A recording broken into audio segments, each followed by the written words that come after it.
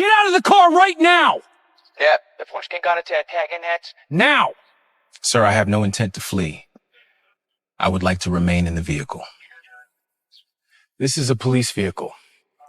You're under arrest. Get out! Malcolm Wright steps out slowly, hands up. No sudden moves. Officer Craig And- Dutton shoves him against the hood of the matte black Stay right there. Lamborghini Urus. Let me see right there. Let me see those hands. Nice and easy. You got that? Beck, Zin, Ijazaf Arsenin. And don't you ever forget it. Malcolm says nothing. Dutton pulls his baton, swings it straight through the driver's side window. And don't Glass you ever forget explodes across the leather seats. Now we match. Busted window for a busted story. 14 minutes. That is all Officer Dutton has left before his knees buckle in front of his entire department. And he has absolutely no idea. Whew. But to understand what is about to hit this man, you need to know who Malcolm Wright really is. Let me tell you about Malcolm Wright, or at least the version of Malcolm Wright that everybody in Sanford, Virginia knows. 42. Tall. Quiet. The kind of guy who mows his own lawn on Saturdays and waves at every single neighbor, whether they wave back or not. Married to Denise, a corporate attorney who makes more per hour than most people make in a day. 2 kids. Nice house on Briar Creek Road. One of those streets where the mailboxes all match and the lawns look like they were cut with a ruler. He has 2 cars, a boring silver Explorer for the school run, and a matte black Lamborghini Urus sitting in the driveway, paid for in full, no loan, no lease, just cash. In a neighborhood like Briar Creek, a car like that asks questions without saying a word. What does Malcolm do? Government consulting. That is what he tells everyone, every neighbor, every parent at school pickup, every person who sees the Lambo and cannot help themselves from asking. Government consulting. It is the most boring answer on the planet. And that is exactly why he uses it. Nobody digs deeper into government consulting. You hear those 2 words and your brain checks out. Perfect. Now, here is a detail that seems small, but is not. Every morning, Malcolm straps on a heavy silver watch, adjusts it just right, face tilted slightly inward. Denise asked about it once. He said a colleague gave it to him. That is technically not a lie. Keep that watch in the back of your mind. Trust me on this. Sanford, Virginia. 61,000 people. 78% white. It is the kind of place where people say, "We don't see color," and then someone calls the cops because a black family's cookout went past 9 o'clock. The police department has 94 officers. 11 are black. In 18 months, 3 excessive force complaints have been filed. All 3 involved black drivers. All 3 were investigated internally. All 3 were cleared. 3 for 3. Perfect record. If you are the department, anyway. Now the man with the baton. Craig Dutton. 34. Born here, raised here, badge here. His daddy was Sanford PD before him. Dutton is the guy everyone likes in the locker room. Loud, funny, confident. Good cop on paper. But pull his traffic stop numbers, and the paper starts to smell. 412 stops in 3 years. 68% involved black or Latino drivers. In a town that is almost 80% white. Read that again. 68%. That is not bad luck. That is a habit. Dutton does not think he is racist, by the way. He would swear on it, and he would mean it. But what you believe about yourself and what the data says about you are 2 very different conversations. His boss, Sergeant Harold Benson. 51. Quiet type. Signs off on Dutton's paperwork the way most people sign for a package. Does not open it. Does not check it. Just scribbles his name and moves on. He has been doing this for 4 years. Every report, every stop. Approved. Done. Next. Then there is Tanya Moore, 24, brand new. 5 months on the job and still figuring out where the good coffee is. She is Dutton's partner today, and the only instruction she has ever been given about riding with Dutton is this: back him up, keep quiet, and learn. She is going to learn something today, just not what anyone planned. Saturday morning. Malcolm kisses his daughter on the forehead, grabs his keys, and, for no particular reason, picks the Lamborghini instead of the Explorer. Maybe he just wants to feel the engine. Maybe his kid asked about the cool car. Does not matter. He pulls out of the driveway, turns onto Briar Creek Road. Speedometer sitting at 32 in a 35 zone. Windows up, music low. Just a man driving his own car through his own neighborhood on a Saturday. 4 minutes.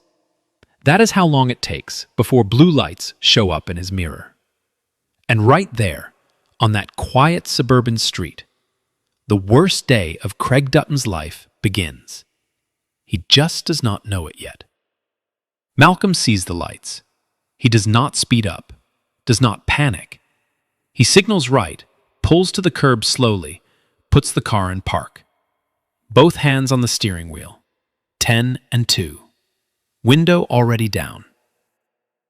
He has done this before. Not this exact thing, but this. The pullover. The wait. The quiet calculation of how to stay alive during a routine traffic stop. Every black man in America knows this choreography. You learn it the way you learn to tie your shoes. Except, getting it wrong does not mean a loose lace. Dutton takes his time getting out of the cruiser. Moore steps out the passenger side, hand resting on her belt. She stays near the back bumper. Her body cam is running. Dutton does not walk to the window first. Instead, he does something that tells you everything you need to know about what is happening inside his head. He walks the full perimeter of the Lamborghini. Slowly, running his fingertips along the fender like he is inspecting something at an auction, like he is appraising property that has already been seized. He circles the entire car before he even looks at Malcolm. Then he gets to the window, does not introduce himself, does not say good morning, does not state a reason for the stop. Nice ride. Registration and insurance. Now. Malcolm, calm as a man ordering coffee. Good afternoon, officer. Can I ask why I was pulled over? Because I said so. Registration, insurance, now. I'm reaching into my glove box for my documents. I didn't ask you to narrate. Just move. Malcolm moves slowly, hands visible the entire time. He pulls out his registration and insurance card and holds them out. Dutton snatches them, scans the registration, reads the name, reads it again. Malcolm Wright, and this vehicle is registered to Malcolm Wright. He says it like the words do not fit together, like the name and the car exist in 2 different languages and someone made a translation error. Must be nice. What do you do, Malcolm? Government consulting. Dutton snorts. Government consulting. In a $200,000 truck. He shakes his head slowly. Right. He walks back to the cruiser with Malcolm's documents. And now comes the wait. The long, deliberate, unnecessary wait. 5 minutes. Malcolm sits still. 8 minutes. His hands have not moved from the steering wheel. 11 minutes. The average traffic stop in America takes between 8 and 12 minutes. Malcolm is now past that window, and Dutton has not come back. 12 minutes, and Dutton returns. But something has shifted. His stance is wider. His hand sits closer to his hip. His chin is up. Whatever he was doing in that cruiser for 12 minutes, it was not paperwork. Mr. Wright, step out of the vehicle. Officer, I've provided all my documents. They're clean. Can you tell me the reason I need to step out? I am not going to ask you again. Malcolm opens the door, steps out slowly, hands visible. He stands at his full height, 6'2", navy polo, khakis, clean sneakers. He looks like a man going to brunch, not a crime scene. Hands on the roof. Malcolm places his palms flat on the roof of his own Lamborghini. The car he paid for. The car registered in his name. And he presses his hands onto it like a suspect, while a cop who has found nothing wrong stands behind him with a hand near his weapon. Moore watches from the back. She shifts her weight from one foot to the other. Her body cam catches her glancing at Dutton, then looking away fast, like she saw something she was not supposed to see. Dutton pats Malcolm down, runs his hands along his sides, his waist, his pockets. Nothing. No weapon, no contraband. Nothing but a wallet, a phone, and a set of keys with a standard-looking keychain fob attached. Dutton glances at the fob, turns it over once, tosses the keys back onto the driver's seat. Remember that keychain fob. If you rewatch this part later, you are going to lose your mind. Dutton steps back, looks at the car, looks at Malcolm. And here comes the line that tells you this was never about a traffic stop. You got an attitude, you know that? Standing there looking at me like you're somebody.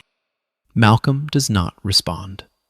He keeps his hands on the roof, keeps his eyes forward.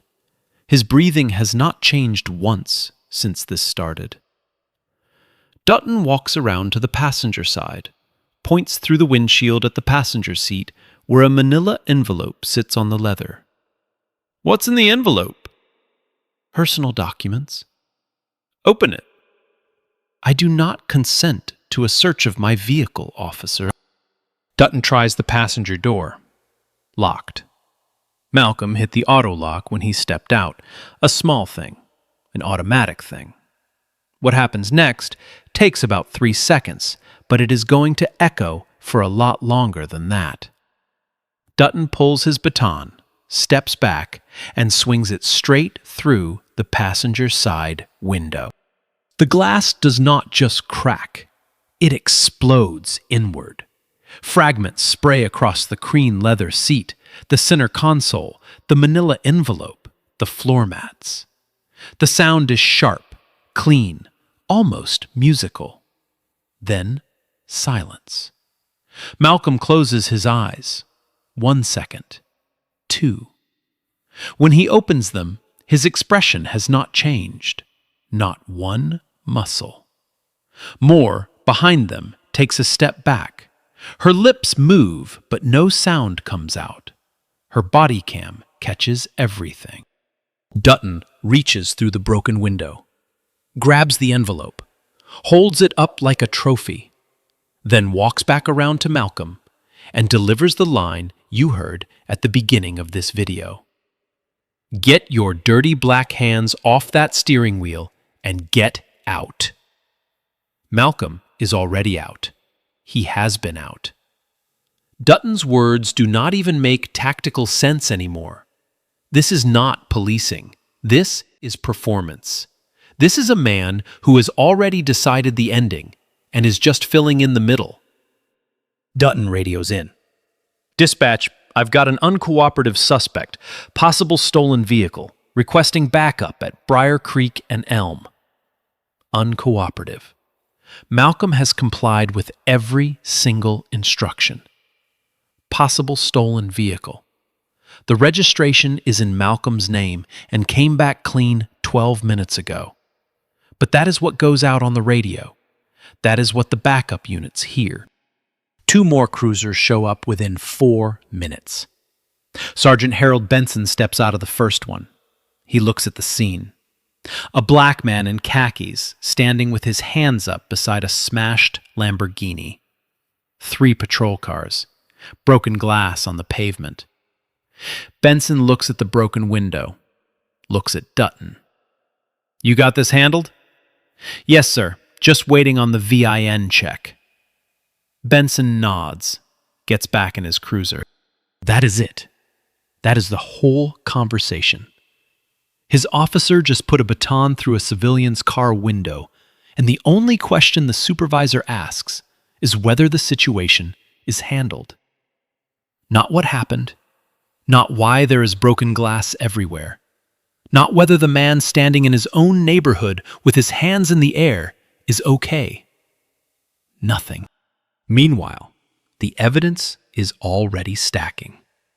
Body cam footage running on both Dutton and Moore's cameras. The in-car cruiser camera recording audio. GPS data showing Malcolm was pulled over 0.3 of a mile from his own house. Dispatch logs showing 0 stolen vehicle reports for any Lamborghini in the entire Tri-County area. There was no reason for this stop. No reason for the search. No reason for the broken window. The only reason any of this happened is standing right there in a uniform holding a manila envelope that does not belong to him. And he still has no idea what is inside it. Bro, imagine that it is you, your car, your street, and some dude in a uniform smashes your window and says you don't belong. What do you even do with that? Because Malcolm just stood there. And I don't think I could.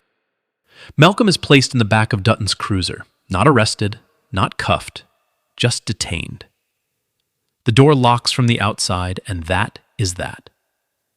He sits behind the cage partition with his hands in his lap, looking straight ahead, saying absolutely nothing. 22 minutes. That is how long they keep him in that back seat. 22 minutes of sitting in a police cruiser 0.3 of a mile from his own house while his Lamborghini sits on the curb with a smashed window and glass all over the seats. Here is what is strange, though. Malcolm does not call a lawyer, does not ask for a phone call, does not demand a badge number, does not raise his voice. Nothing. He just sits there like a man waiting for a bus he knows is coming. And if you are watching this thinking, why is he so calm? Hold that thought. You will get your answer. And it will flip everything you think you know about this man upside down. While Malcolm sits in the back, something interesting is happening outside. Dutton and Benson are standing between the 2 cruisers, talking. They think they are having a private conversation. They are not, because the in-car camera in Dutton's cruiser is recording audio the entire time. Dutton, low voice. Guy's got a clean record. Registration checks out. Benson, so what's the play? I write it up as reasonable suspicion, tinted windows, envelope in plain view. Benson pauses. The window you broke was the passenger side. Right, because I observed suspicious materials through the windshield. Exigent circumstances. Another pause. Longer this time. Then Benson, quiet. Fine. Just make sure the report's clean. Just make sure the report is clean. Not, what did you do? Not, why did you break the window? Just make the paper look right. These 2 men are standing on an American street, building a false narrative in real time. And from the way they talk, this is not their first time. This is routine. This is Tuesday. After 22 minutes, Dutton opens the back door, tells Malcolm he is free to go. No citation, no arrest, no charges, and definitely no apology. Dutton, smirking. Have a good day, Mr. Wright. Drive safe. Malcolm steps out, walks to his Lamborghini without a word. Glass is still covering the passenger seat.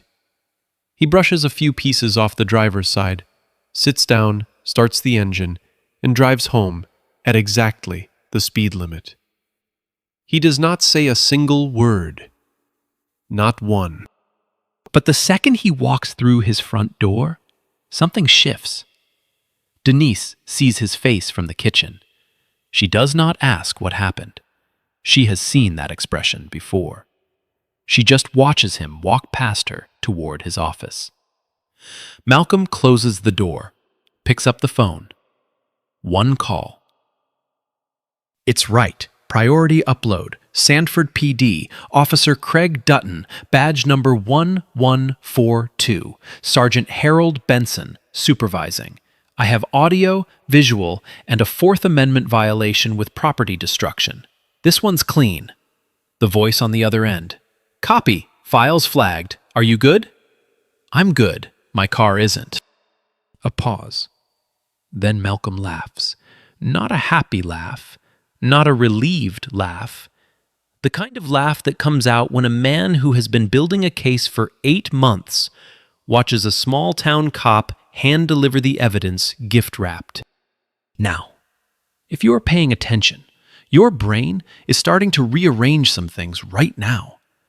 Priority upload, audio and visual, badge numbers memorized and ready to go.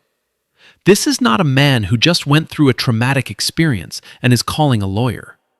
This is something else entirely. But we are not there yet. Almost. Not yet.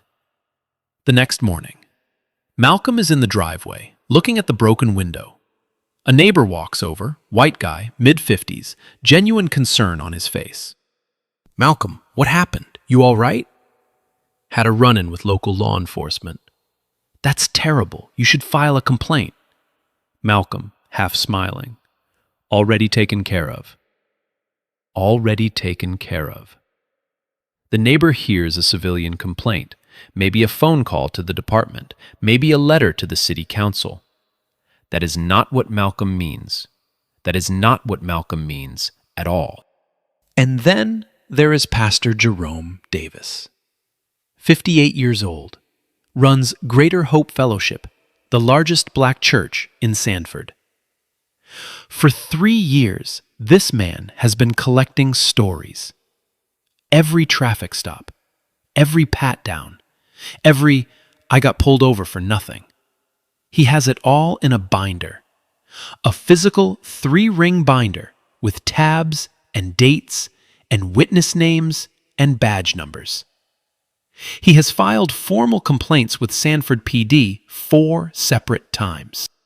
4 times the department investigated itself. 4 times the department found nothing wrong. Pastor Davis does not know Malcolm Wright is anything more than a neighbor who goes to church sometimes. But Malcolm knows about Davis. Malcolm has read every single page in that binder, and very soon, that binder is going to matter more than Pastor Davis ever imagined.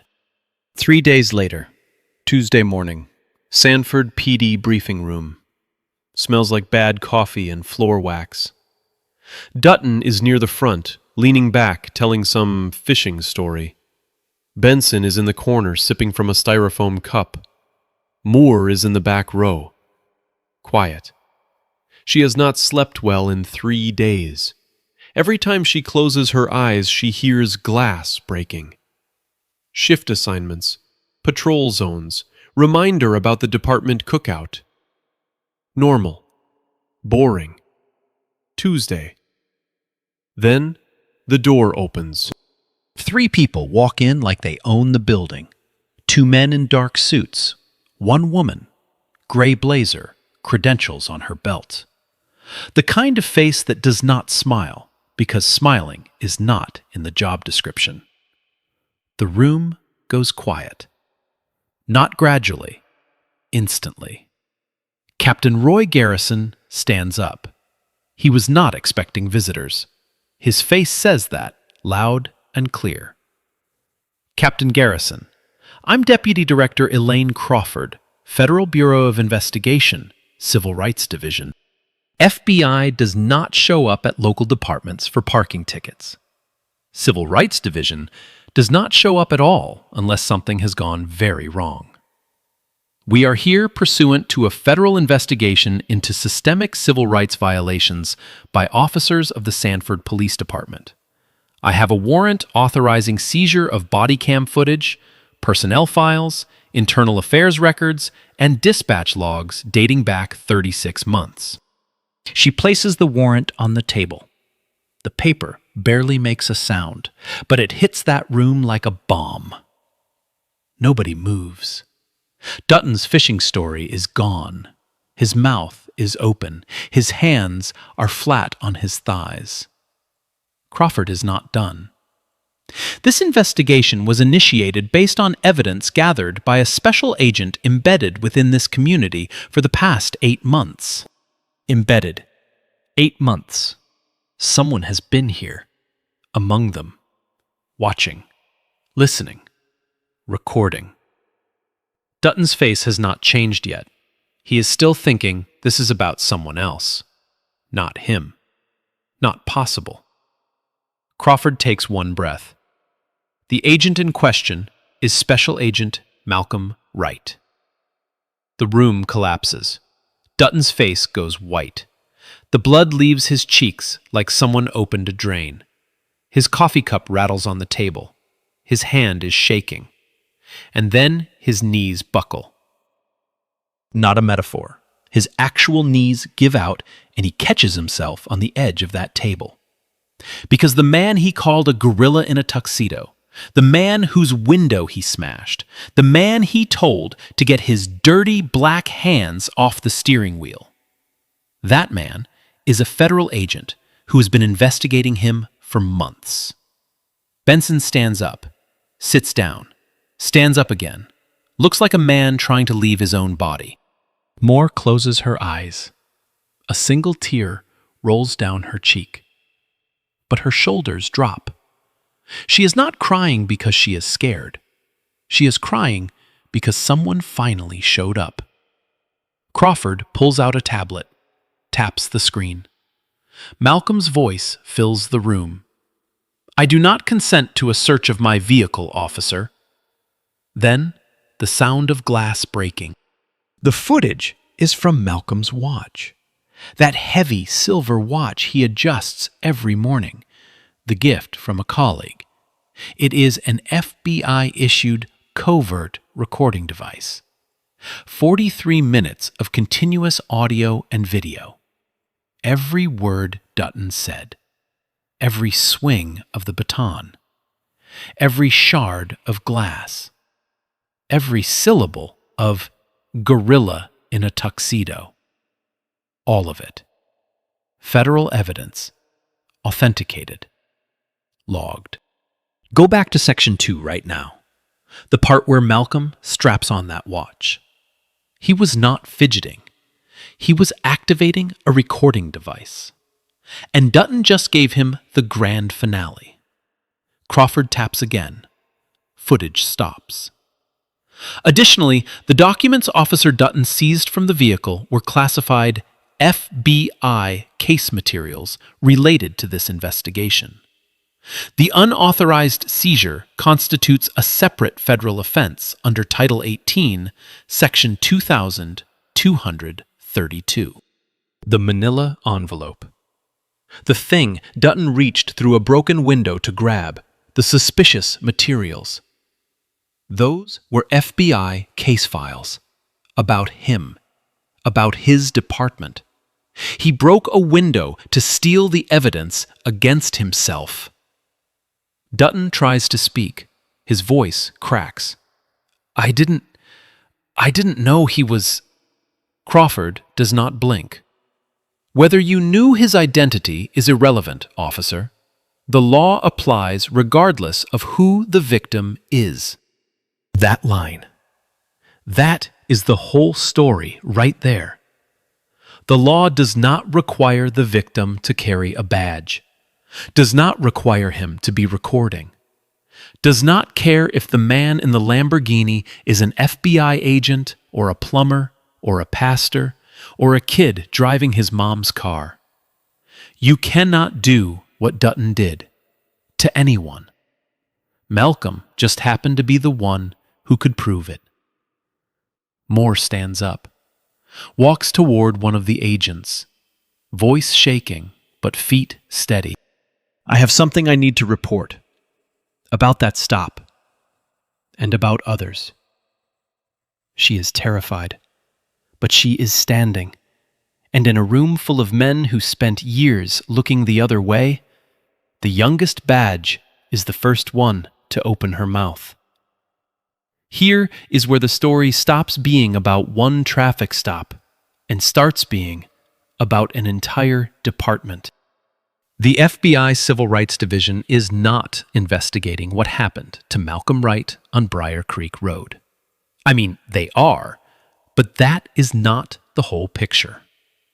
What they are investigating is a pattern and practice of discriminatory policing at Sanford PD. That is the legal term, pattern or practice. It falls under 34 U.S.C. Section 12,601. And if you have heard of Ferguson or Baltimore or Chicago, you have heard of this law. It is the same tool the Department of Justice used to crack open those departments. Malcolm's stop was not the thing that started the investigation. It was the thing that finished it. The final piece, the last brick in a wall that has been going up for 8 months.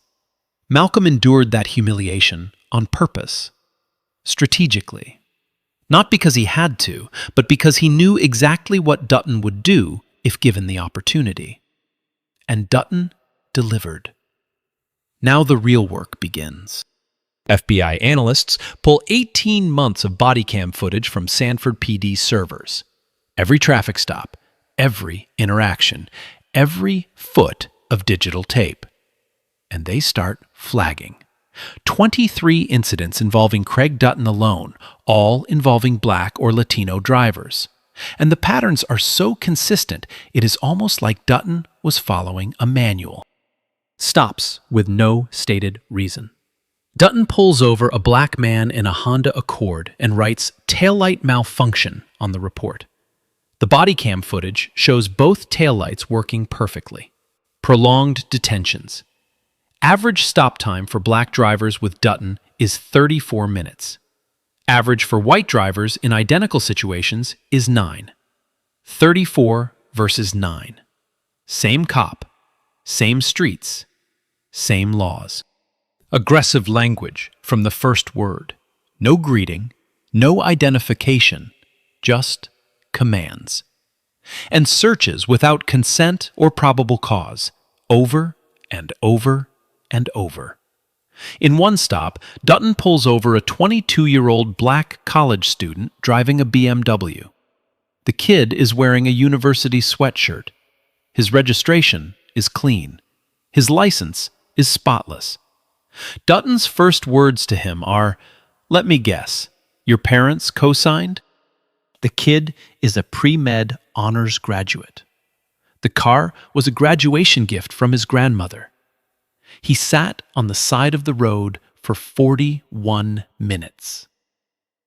No citation was issued. That kid never filed a complaint. Most of them don't. And that is the part that makes this whole thing so much worse. For every person who walked into Sanford PD and filled out a form, there are a dozen more who just drove home and tried to forget about it, who told themselves it was not worth the trouble, who knew that complaining to the department about the department was like asking the fox to investigate the henhouse. But the FBI is not the fox, and they are not asking. Now, Sergeant Harold Benson, the quiet one, the paper signer. Here is what the investigation finds about Harold Benson. Every single one of Dutton's incident reports for the past 4 years passed through Benson's desk. Every one was approved. Not one was questioned. Not one was sent back. Not one was flagged for review.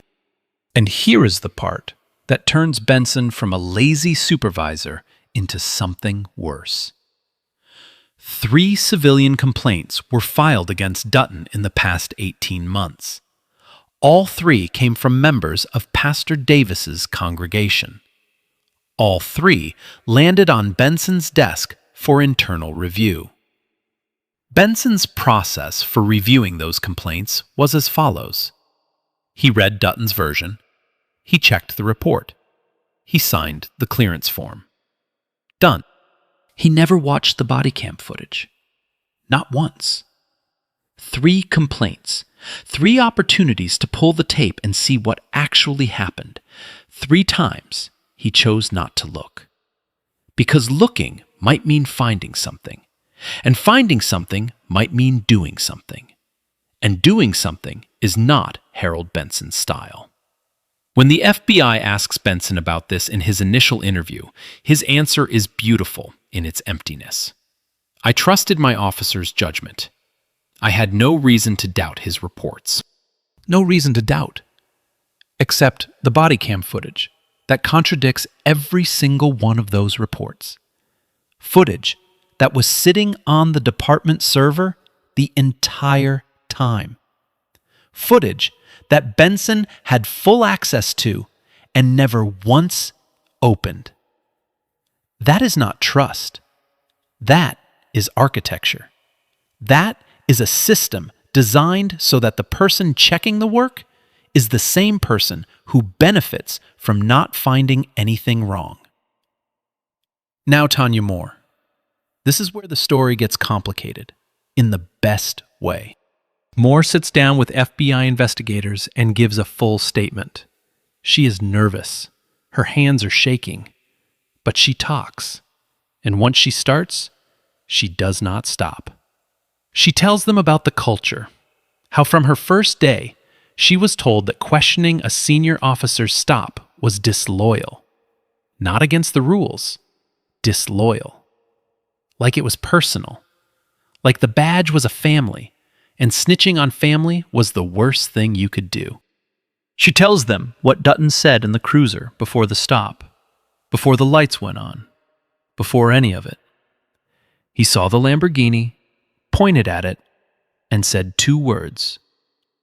Drug dealer. That was it. Drug dealer.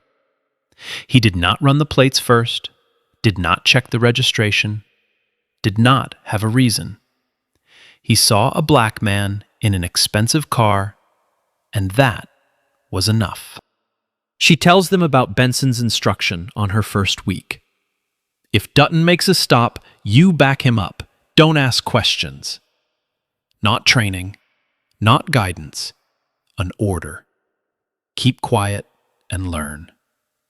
And then she gives them the text messages. Moore has screenshots from a group chat between Dutton and 4 other officers. She does not read the messages out loud. She hands them over on her phone and looks at the floor while the agents scroll through. The narrator does not repeat what those messages say either, but the FBI catalogs every word, every slur, every joke, every casual, comfortable, unashamed line of racism that these men typed to each other while wearing badges paid for by the people they were mocking. Moore is not a hero in this story. She knows that. She stood on Briar Creek Road and watched Dutton smash that window, and she did not say a word. She heard him call Malcolm a gorilla, and she did not step forward. She failed in the moment, and she will carry that. But 3 days later, she walked into a room full of federal agents and opened her mouth. And that matters. Not enough to erase what she did not do, but enough to change what happens next. Pastor Jerome Davis. 3 years of binders. 3 years of being ignored. FBI agents show up at Greater Hope Fellowship on a Wednesday afternoon. Davis meets them in his office. He is suspicious, arms crossed. He has been through this before. Every time I hand over my records, nothing happens. Why should I believe this time is different? The agent across from him, steady. Because this time, we're not asking your department to investigate itself. Davis looks at the agent for a long time. Then he stands up, walks to a filing cabinet, and pulls out his binder. 3 years. Every incident is documented. Names, dates, badge numbers, witness contacts, cross-referenced and tabbed. He has been doing the FBI's job for 3 years with a 3-ring binder and a church copier. And now, finally, someone is listening. Now, the confrontation. Dutton's formal interview with FBI civil rights investigators. He has a lawyer next to him, not the police union attorney, because the union has already backed away. A private lawyer, paid out of pocket. That tells you everything about where Dutton stands right now. Alone. The investigator starts to calm, professional, almost friendly. Officer Dutton, what was your stated basis for the traffic stop of Mr. Wright? I observed the vehicle traveling in a manner that suggested the driver might be unfamiliar with the area. Mr. Wright has lived at his registered address in your patrol zone for 8 months. I wasn't aware of that. You ran his registration. His address appeared on the document you were holding in your hand. Dutton's lawyer. My client has answered the question. Officer Dutton, why did you break the passenger side window of Mr. Wright's vehicle? I observed suspicious materials on the passenger seat and believed exigent circumstances justified. The materials were a sealed manila envelope. In your report, you described them as, quote, a large package consistent with narcotics packaging. Is that accurate? Dutton does not answer. Those materials were classified FBI case documents, officer. You seized federal evidence during an unlawful search. Dutton's lawyer asks for a break. The investigator does not raise his voice once. Does not need to. The facts are doing all the work. Every answer Dutton gives runs into a wall of body cam footage and timestamps and documents that say the opposite.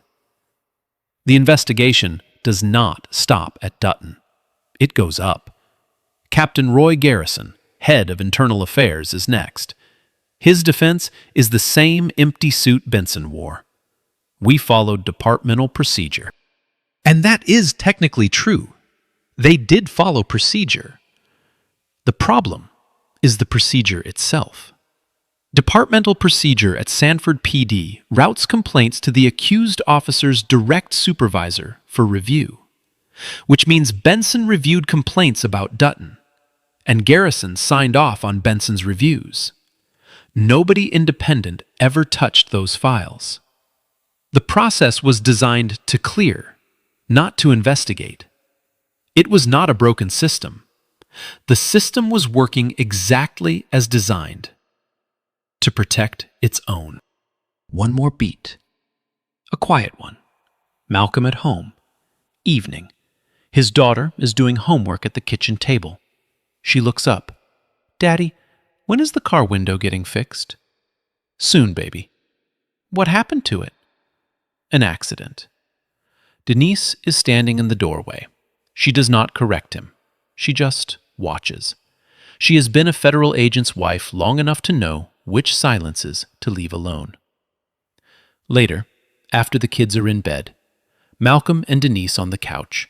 He is staring at nothing.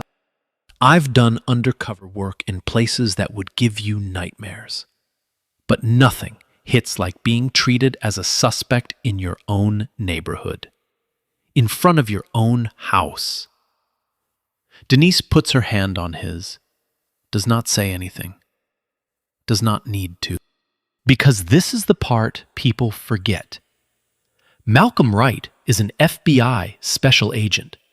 He has training and clearance and a recording device on his wrist. But underneath all of that, he is also just a black man living in America.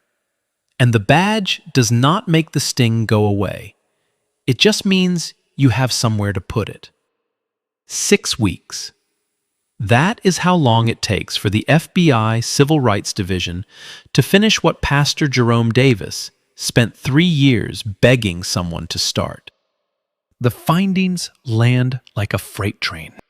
Officer Craig Dutton, charged with deprivation of civil rights under color of law, 18 U.S.C. Section 242, unlawful search and seizure, destruction of property, filing a false police report, and one charge that nobody saw coming: unauthorized seizure of classified federal materials. That last one is the envelope. The envelope he smashed a window to grab. The envelope that contained the case files about him. Every charge is federal. Every charge carries prison time. Sergeant Harold Benson, charged with conspiracy to deprive civil rights for knowingly approving false reports.